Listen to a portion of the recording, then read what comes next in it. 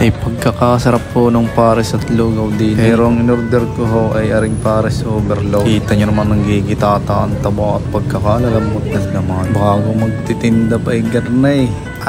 Ay babalik-balikan nyo aray, pinipiho ko na.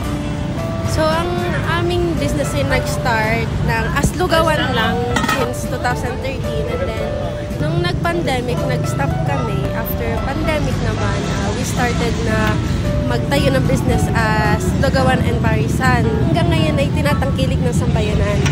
Sa tulong ng aming munting business, ay dito na kumukuha ng pang-suporta ang aking mga magulang para sa pag-aaral namin hanggang sa akin gumraduate na.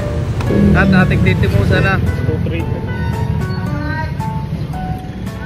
Eri nga ho palang in-order ko ay ang pinagmamalaki at ang bago nilang menu. Eri ho ay ang pares overload na sadya naman hong overload sa laman at overload sa taba ng baka. Ay hindi ho sa paggayabang, ika nga na sinabi ko kanina. Ay napagkaalalambot naman ho sadya ng laman ga at saka ng taba ng baka. At syempre ho overload may kasama ho ring soft drinks. Nasa mura lang hong presyo na abot kaya ng masa. Kita nyo naman ay sunok na ang aking subo ng kanin at ulam.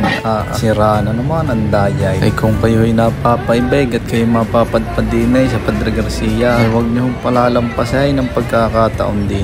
Sinsay na ho kayo din sa aming masarap na lugaw at pares. Dinilaang ho sa palengke ng Padre Garcia, Batangas.